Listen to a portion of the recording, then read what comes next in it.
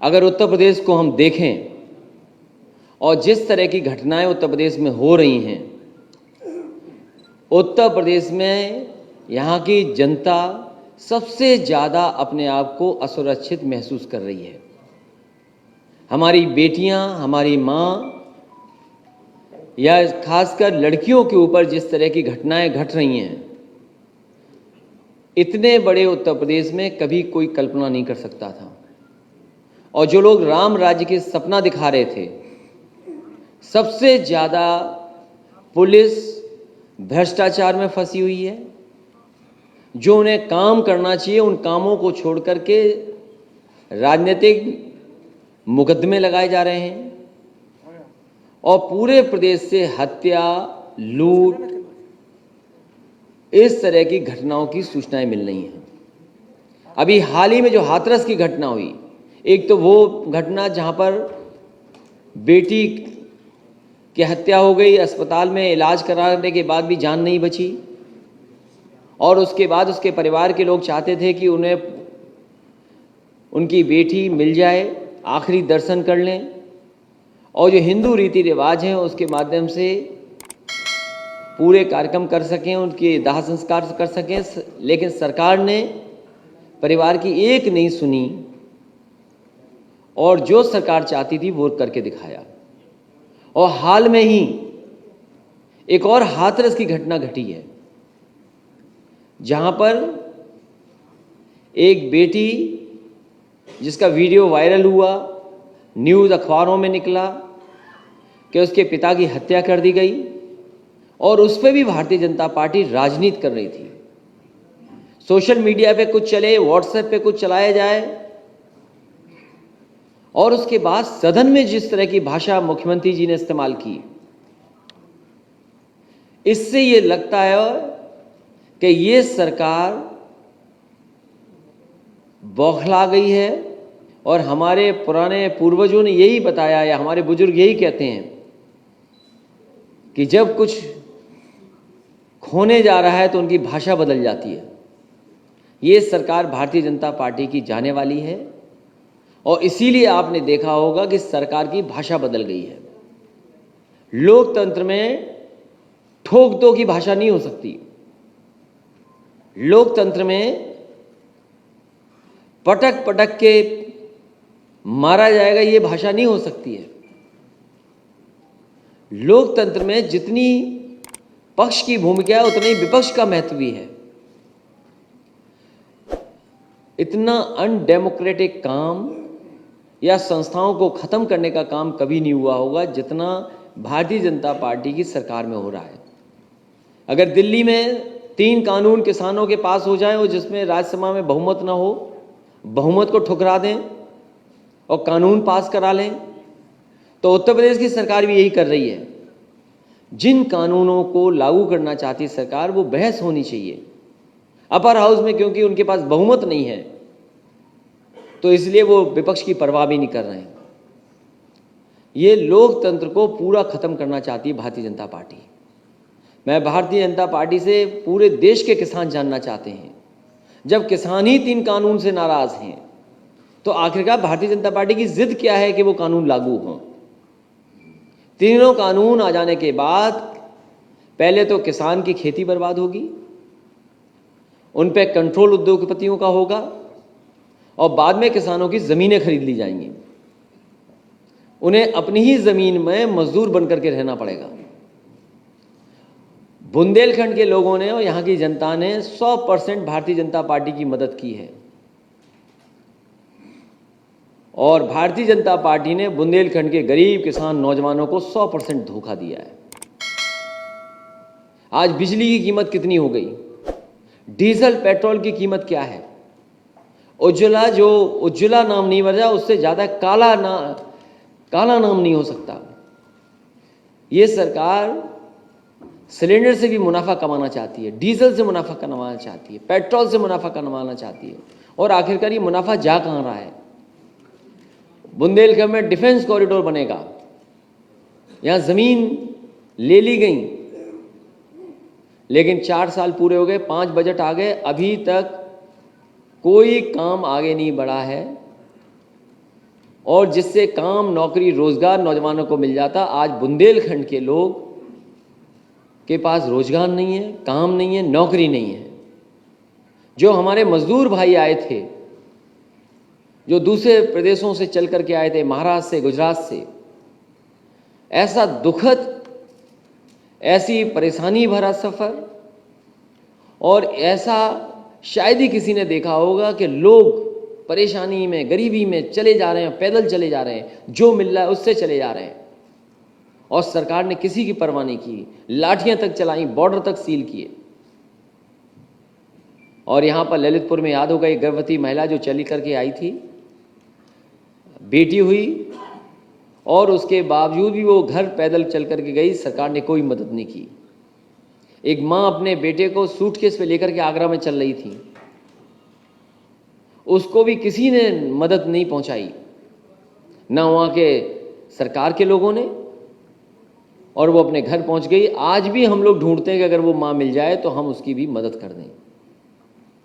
तो मजदूर जो मर गए चलते चलते आए, 90 मजदूर मरे हैं उत्तर प्रदेश के, 1 पैसे की मदद भारतीय जनता पार्टी ने नहीं की। जिसकी भी मदद की है तो समाजवादियों ने मदद की, उन परिवारों को 1-1 लाख रुपए दिए हैं। आज जब हम और आप बैठते हैं, आपके ही अखबार से हम पढ़ने को मिलता है कि कर्ज न चुका पाने पर किसान ने जहर खा करके जान दी, कर्ज के सदमे में किसान की मौत। और ये एक आध घटना नहीं हो रही है आसपास, झांसी, महोबा, ललितपुर, आपके पूरे बुंदेलखंड में सुनने को मिल रही है। तो आखिरकार इनकी कर्ज माफी वाली योजना का क्या हुआ? और अगर थोड़ा सा और बड़ा दिल होता तो शायद सब किसानों के कर्ज माफ हो सकते थे। तो जो सरकार काम नहीं कर रही है, अर्थव्यवस्था को नहीं ठीक कर रही, उसने अर्थव्यवस्था चौपट कर दी, और नोटबंदी से लेकर के अभी तक अर्थव्यवस्था चौपट हुई है। इसलिए सरकार जाने वाली है, सरकार बचेगी नहीं। जनता एकदम तैयार है कि जब मौका मिलेगा इस सरकार को हटाने का काम जनता करेगी, और खासकर किसान और गरीब, हमारे नौजवान और माताएं बहनें। जहाँ तक विकास की बात है, वो सूची आप पे बहुत लंबी है। हालांकि कुछ जगह हमें जाना था, नहीं जा पाए समय की वजह से, क्योंकि वो बहुत ही बड़े देश के जो पानी पे काम कर रहे हैं, वाटरमैन राजेंद्र सिंह जी, उनकी भी बात सुननी थी, इसलिए मैं केवल सैन्य स्कूल जा पाया। ये सैन्य स्कूल जितना समाजवादियों ने बनाया उससे आगे नहीं बढ़ पाया। आपके स्टेडियम बनाए जिसमें एस्ट्रोटर्फ ध्यानचंद जी के, जो यहाँ के न केवल झांसी, न केवल प्रदेश बल्कि दुनिया के सबसे अच्छे हॉकी प्लेयर माने गए, उनके नाम पे समाजवादियों ने एस्ट्रोटर्फ बनाया। अब पता नहीं कितना रख रखाव ये सरकार कर रही होगी। हॉस्पिटल बनाया, वैसा ही बना रह गया, आगे नहीं बढ़ पाया। 2 बार मैं निकला हूँ फ्लाईओवर के दाएं और बाएं से, वो फ्लाईओवर जो बन जाना चाहिए था न जाने कब का, आज तक आरओबी कंप्लीट नहीं हुआ। आखिर सरकार कर क्या रही है? और हमें कोई नाराजगी नहीं है, ना हमें कोई तकलीफ है। ये अच्छी बात है कि स्ट्रॉबेरी झांसी में पैदा हो रही है, ये खुशी की बात है। और ये बात अगर दिल्ली तक चली जाए, लखनऊ तक चली जाए, इससे अच्छा और कुछ हो ही नहीं सकता। लेकिन हम सरकार के लोगों से जानना चाहते हैं, अरे स्ट्रॉबेरी के साथ साथ कभी धान पे भी तो बात कर लेते हैं आप। धान की बात नहीं सुन रहे आप। मूंगफली की क्या कीमत मिलनी चाहिए वो नहीं सुन रहे आप। आपकी किसान को जो मदद मिलनी चाहिए थी, बिजली का बिल बढ़ गया, उसकी नहीं बात कर रहे हैं आप। तो धान की कीमत कब मिलेगी, मूंगफली की कीमत कब मिलेगी, और सरसों की कीमत कब मिलेगी? और सरसों की कीमत क्यों मिलेगी? क्योंकि आप तो विदेशी कंपनियों की मदद कर रहे हैं, और उनकी मदद कर रहे हैं जो आपके लोग हैं। खाना हमारे घी और हमारे सरसों के तेल में अच्छा बनता है, और जो तेल आता है दूसरे देशों से, उस तेल में नहीं है वो स्वाद। प्रचार में तो वो अच्छा लगता है टीवी पर, लेकिन वो शरीर में जाता है तो पता नहीं क्या करता होगा। तो वो बाजार भी उनके हाथ में। कौन सी चीज़ नहीं बिक रही? रेलवे बिक रही है, हाँ, एयरपोर्ट बिक रहे हैं, पोर्ट बिक रहे हैं। और फिर बेचने का नया शब्द निकाल के लाई है सरकार, मोनेटाइजेशन। हम बेच रहे हैं, वो खरीद रहे हैं।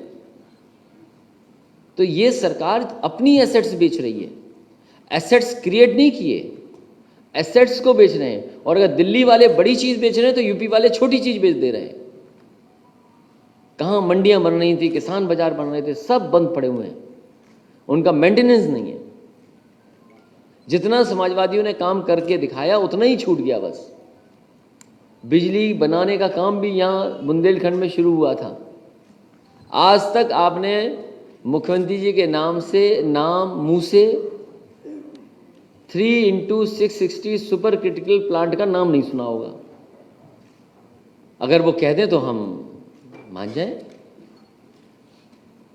तमाम बिजली के प्लांट लगे, आपका ललितपुर में लगा, निवेली लिग्नाइट का आपका भोगनीपुर में लगा, आपके कानपुर में लगा, हरदोआगंज में लगा, आपके अंबेडकर नगर में लगा, आपके एटा में लगा। 3x660 सुपर क्रिटिकल सरकार का प्लांट बिजली का लग रहा है।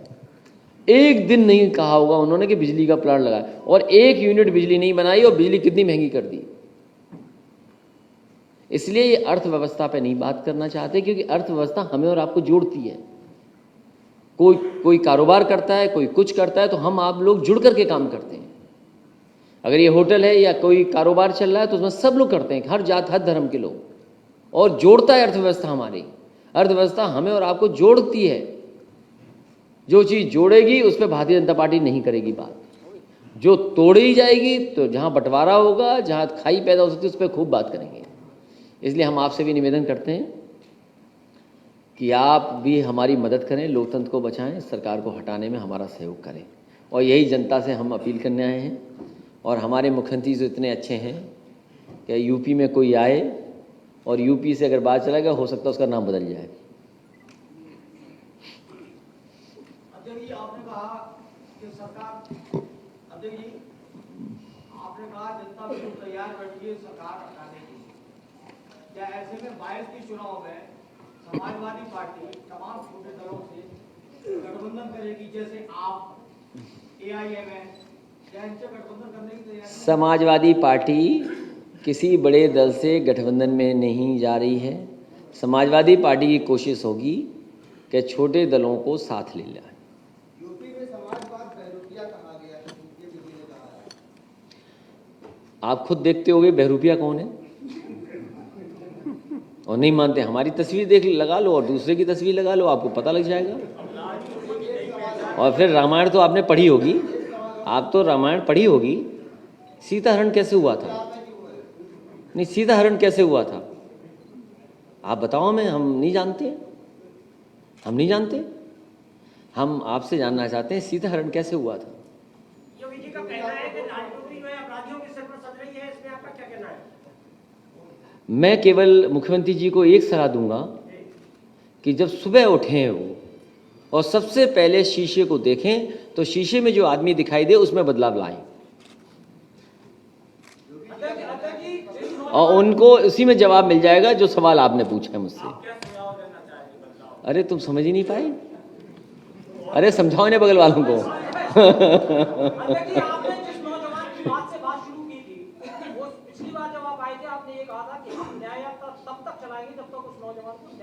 लगातार समाजवादी पार्टी उठा रहे सवाल, और इसीलिए मैंने शुरू करने से पहले भी ये कहा, और ये भी कहा मैंने कि इस तरह की घटना रुकी नहीं है, उत्तर प्रदेश में लगातार हो रही हैं। अब एक ही रास्ता है, शिविर हुआ है, कार्यकर्ताओं को समझाया है, इस सरकार को हटाने के बाद ही ऐसी घटनाएं रुकेंगी।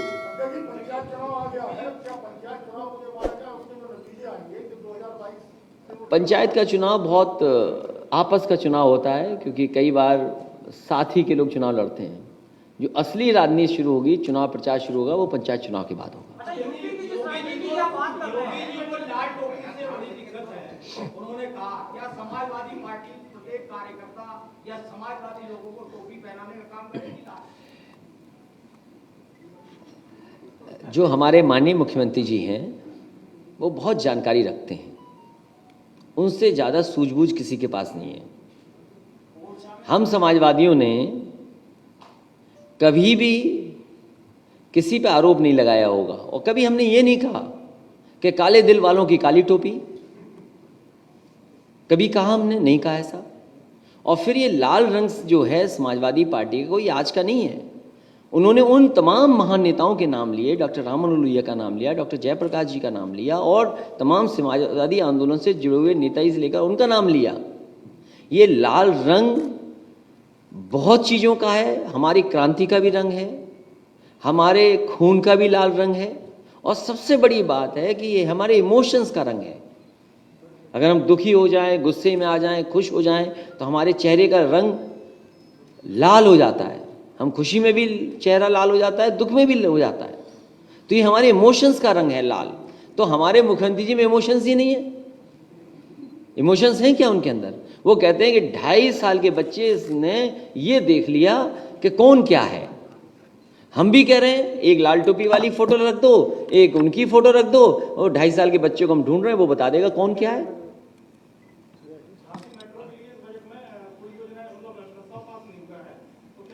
ऐसा है, अगली बार जब मुख्यमंत्री जी आएंगे तो झांसी की मेट्रो में बैठ करके झांसी घूमेंगे। नहीं, मैं ये कह रहा हूं कि अगली बार जब मुख्यमंत्री जी आएंगे तो मुझे ये लगता है कि वो मेट्रो में बैठ करके घूमेंगे। और क्योंकि मुख्यमंत्री जी पहली बार झांसी आए थे, पहली बार शायद झांसी आए थे वो, और उन्हें ये नहीं पता कि दिल्ली का रास्ता कहाँ से है। उन्होंने कहा कि हम एक्सप्रेस वे बना देंगे झांसी से दिल्ली। याद कीजिए, आप लोग तो रहे होंगे। तो उन्होंने कभी झांसी नहीं देखा था उन्होंने, और उनके घोषणा पत्र में भी है नहीं एक्सप्रेस वे। अगर उनका संकल्प पत्र देखेंगे तो एक्सप्रेस वे नहीं है उनका। उन्होंने कुछ नहीं किया। ये है झांसी सिद्धार्थनगर जो समाजवादी पार्टी बना रही थी, एक्सप्रेस वे झांसी से सिद्धार्थनगर, उन्होंने कुछ नहीं किया, उन्होंने ऐसे कर दिया टेढ़ा। तो अब चित्रकूट से इटावा बन रहा है। तो बताओ, हमारे घर से जोड़ दिया सीधा सीधा एक्सप्रेस वे।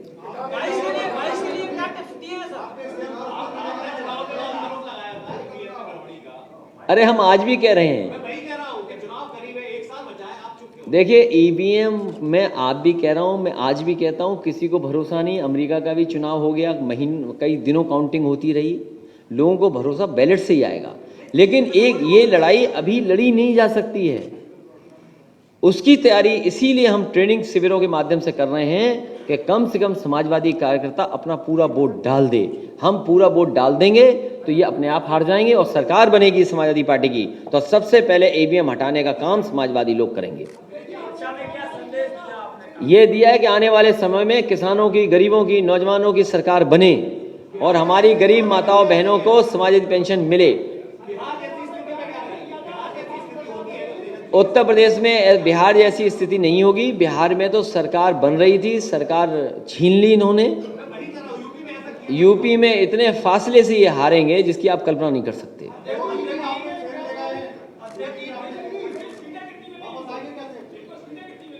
समाजवादी पार्टी को 350 से ऊपर सीटें जीतेगी।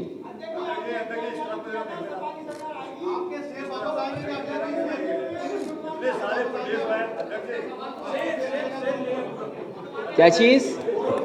रुक जाओ भाई, कोई सवाल पूछ रहे हैं, रुक जाओ भाई, आप ही के साथी पूछ रहे हैं।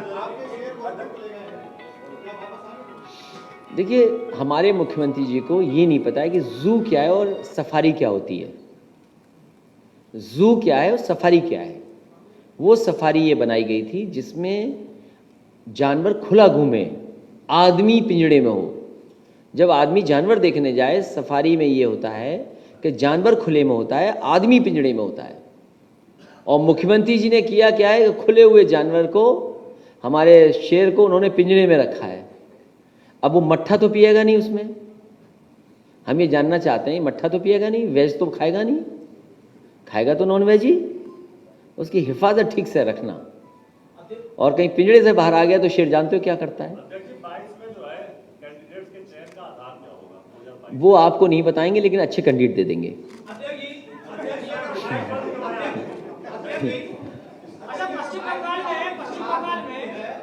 तो यूपी की जनता, पूरे देश की जनता पर्चा लेकर हम यूपी की बात कर रहे हैं। सरकार बनती है, पेट्रोल, डीजल, बिजली, ये सबसे महंगे दामों में यूपी की जनता का जो पैसा देना पड़ रहा है। क्या आपकी सरकार यदि आती है तो क्या कुछ राहत मिलेगी? और राहत मिलेगी तो अभी हम सरकार में नहीं हैं, लेकिन आप ये हमारे कामों को जानते हो कि समाजवादी पार्टी जनता की सेवा करती है, मदद करती है और यही जो महंगाई आप बता रहे हो डीजल पेट्रोल और गैस की, यही महंगाई इन भारतीय जनता पार्टी को हटा देगी, और जब हट जाएगी तो हम क्या रास्ता निकालेंगे वो बता देंगे आपको।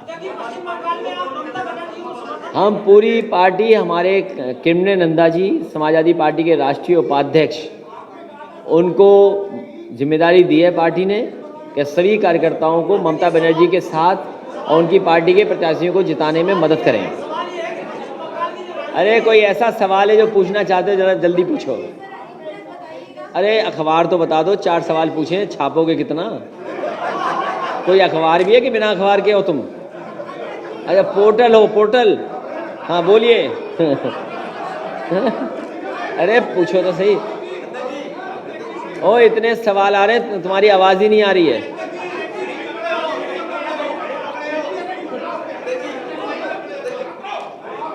ये महिला पूछ रही, इनको पूछ लेने दो।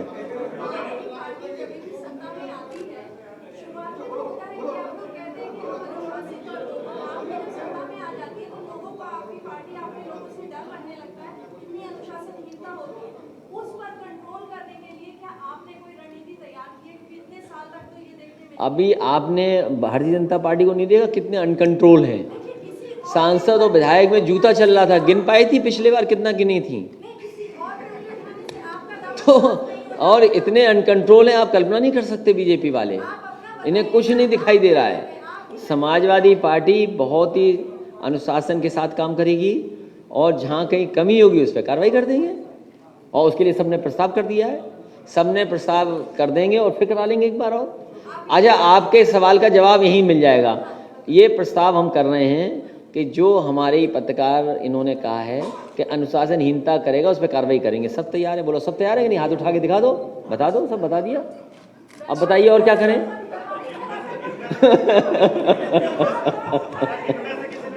है तो इनमें से एक ही तो करेगा, सब मिलके निकाल देंगे बाहर। ये क्या बात हुई? ये कोई बात नहीं। किस पे? तो अच्छा मुख्यमंत्री जी ने कहा है ना ऐसा, तो मुख्यमंत्री जी ये कहते हैं डोज देता हूं। काय का डोज देते हैं भाई मुख्यमंत्री जी? डेंटिंग पेंटिंग कर देंगे मुख्यमंत्री जी। अरे भाई वो तो कोई और करता है डेंटिंग पेंटिंग। दौड़ाया भगाया जाएगा, ये भाषा किसकी हो सकती है?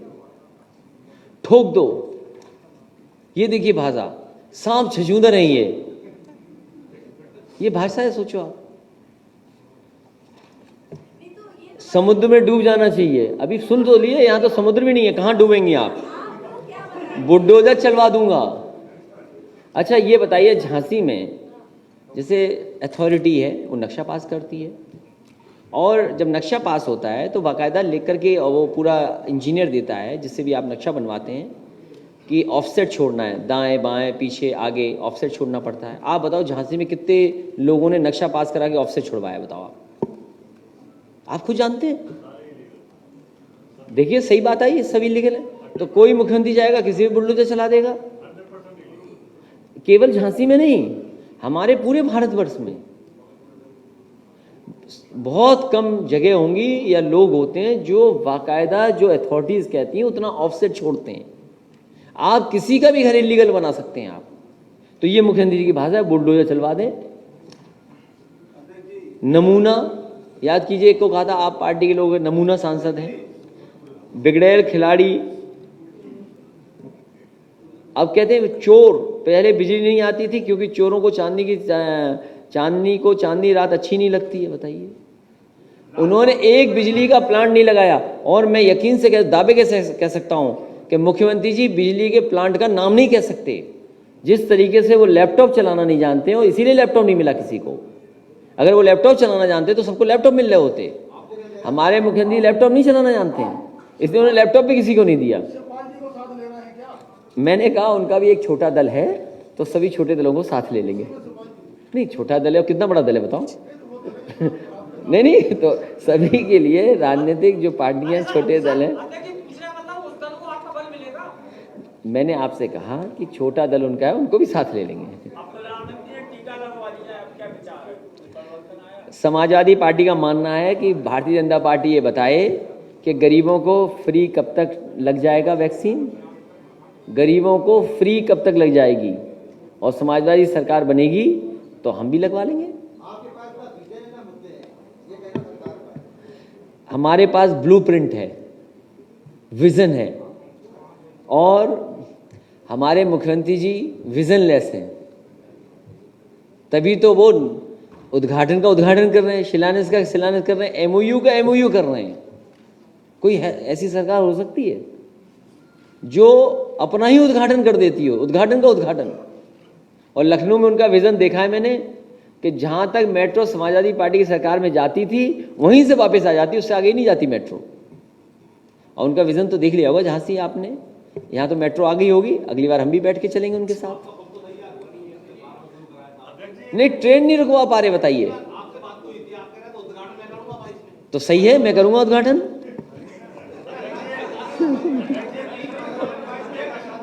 आपकी सरकार में कैबिनेट मंत्री रहे जनाब आजम खान साहब, उन्होंने जवाहर यूनिवर्सिटी का निर्माण किया।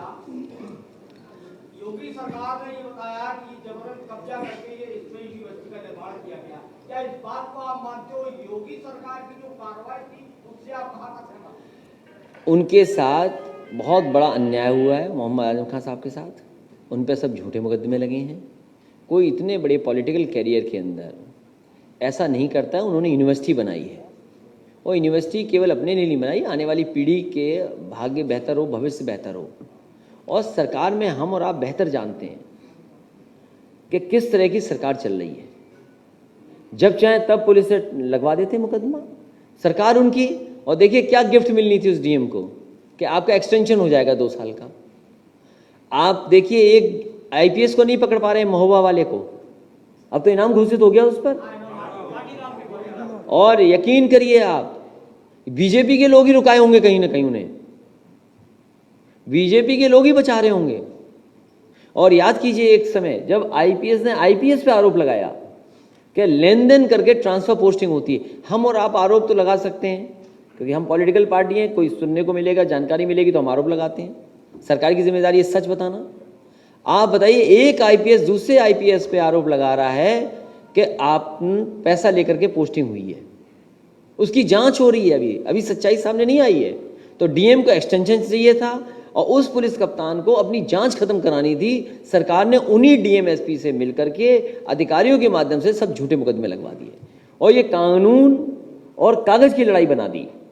और हमें न्यायालय पे भरोसा है कि न्यायालय मदद करेगा।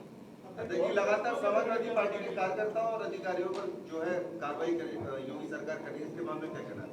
समाजवादी पार्टी पे अभी किसान आंदोलन में 10,000 कार्यकर्ताओं पे मुकदमे लगे हैं और हमारे पास तो कोई मुकदमा ही नहीं लगा था। हम पे भी वैश्विक महामारी में लगा दिया कि हम जा रहे हैं वहाँ पे आंदोलन करने, वैश्विक महामारी का, कोविड का, हम पे भी केस लगवा दिया। और मुख्यमंत्री कितने अच्छे हैं कि अपने से मुकदमे वापस ले लिए। बीजेपी अपने मुकदमे वापस ले रही है और गरीब जनता पे मुकदमे लगा रही है। आप बताओ, कोविड में न जाने कितनों को लाठी खाई में होगी आपने, न जाने कितनों में मुकदमे लग गए, न जाने कितनों की दुकानें बंद हो गई, न जाने कितनों के ठेले खत्म हो गए, न जाने कितने व्यापारियों ने आत्महत्या कर ली होगी या जान चली होगी सदमे से। तो झांसी अकेले में आप जानते होंगे कि कितनों का कारोबार खत्म हो गया और सरकार कह रही है कितने लाख करोड़ का हम पैकेज दिया है। बताओ किसी को मिला हो 1 रुपया?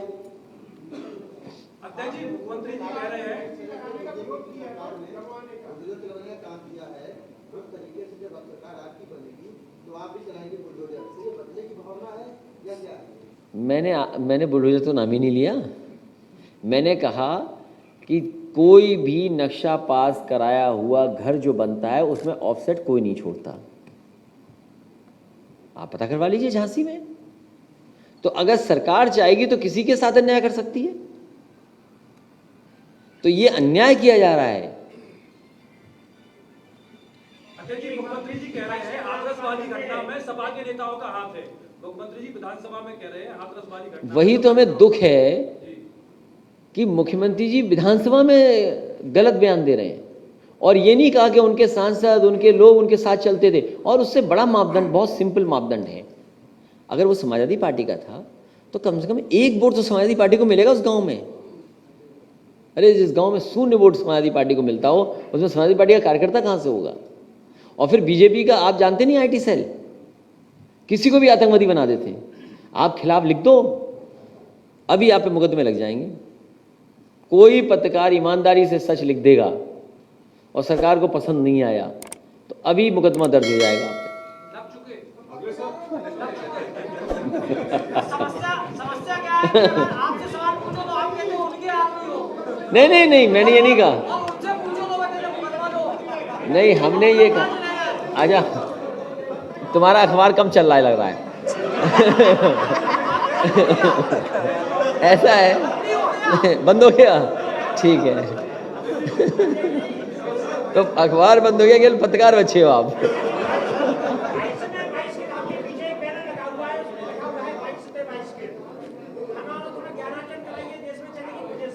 प्रदेश में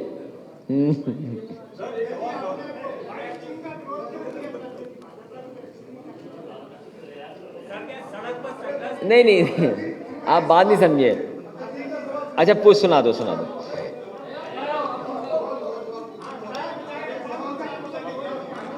हाँ पूछ लो, आखिरी सवाल।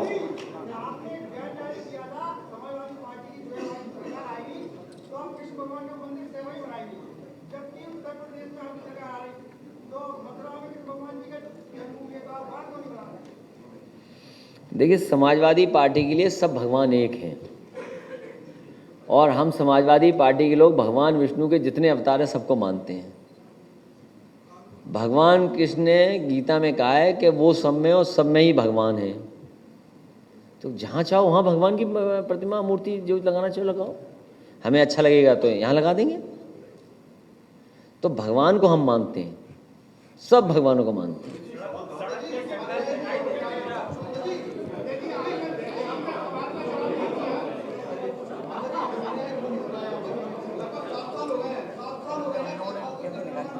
किस चीज़ का? अरे दिया तो समाजवादी पार्टी ने दिया था।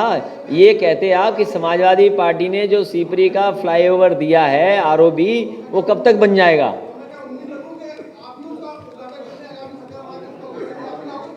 ये ब्रिज अगर सरकार चाहती, क्योंकि झांसी वाले लोगों को नहीं देना चाहती है सरकार सुविधा।